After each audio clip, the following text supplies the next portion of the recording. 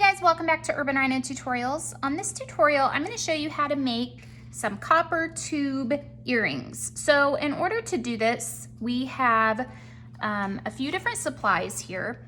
This is some yarn, this really soft, really thick yarn. This is really popular for knitting those really big chunky blankets. So you're just going to use a little bit of this. So I'm just going to cut some off of here. It doesn't take much at all. Set that to the side. You'll need some kind of tool that would have a pointy end, not pointy, but something like a paintbrush would work well. The 2 copper tubes, and I will include a link in the description below where you can purchase these, as well as 2 rings, and these are actually the half of the component of a toggle clasp. So we're going to use these, and 2 ear wires. So to begin, what I'm going to do is I'm trying to take some of this, I'm going to basically put it through this loop and then gather them together, and the copper tube will sit and gather all of the yarn together. So it'll be kind of like this. That'll get off my finger, and then the yarn will come through the tube and kind of hang out the bottom. Okay, so to begin, let's take some of this yarn. You're gonna have to separate it, and I have so if you were to compare this to the size of like a dowel, like a wood dowel, this is about 1/4 of an inch thick. What I'm gonna do now is I'm going to fold it in half and put it through this loop. Remember, this is the circle or the ring part of a tassel. Of a toggle clasp. And it's folded in half, and I have more than what I need, which is fine. It just allows you to have some more to work with. From here, I'm gonna take this part, also fold it in half. By folding it over, you're giving yourself kind of a smooth, finished edge to work with instead of the frayed ends. It's a little easier to try to work it through something. So we're trying to fit it through this tube, and you should be able to push it through just like that. Okay. And then from here,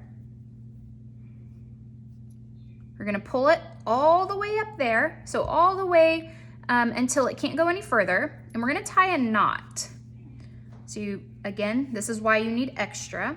So wrap it around, pull it through like this. Make sure you've got all your pieces through.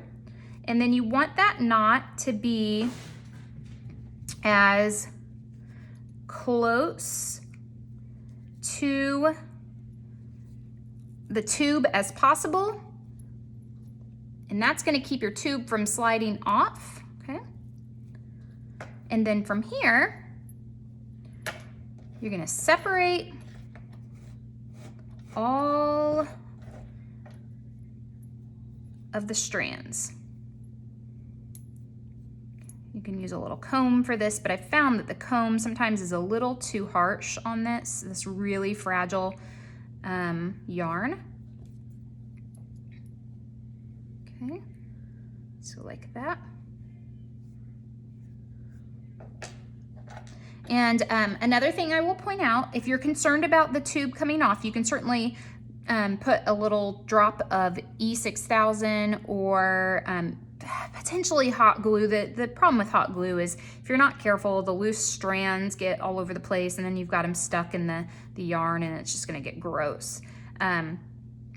So we're just going to, I'll do that, secure it with some glue off camera. But I've got this one finished. I am going to trim this, but I want to make my second one first. So let me go ahead and do that. When I return, I will show you how to trim it and connect the ear wire. Okay, now that I have both of these finished, I am going to connect the ear wires, and to do that, I just need to open up the little loop of the ear wire, hook them on. I didn't open it enough. Let's go a little bit further. I do want to point out again, in case you've been following along with my tutorials that I post daily, weekly, whatever. I am home for the summer, so sometimes you might hear a little more background noise than normal, which is from my kids, so just bear with me. They are very good about staying quiet, but can't expect them to be 100% silent while I do these, so just keep that in mind. Okay, so we've got that one on. Let me hook on the other one. And then we will trim it, and that will be that. So, and again, like I said too, I am going to secure these with a little bit of E6000 just to make sure that they stay. The other thing you can do once you trim these is, because I don't want these to be too super long.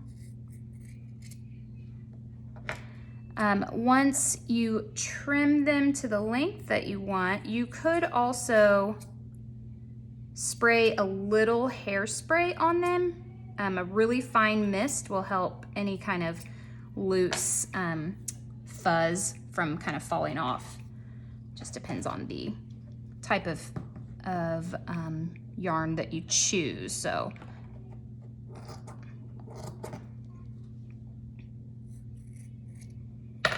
okay, I think those are even. Yep. All right, so we've got those finished up. I will glue them, spray a little hairspray, and they will be good to go. So that is it for this tutorial. Again, I will include links to the products that you would need to complete this in the description below. If you like this video, please give it a thumbs up, and as always, subscribe to our channel. Thanks for watching, guys.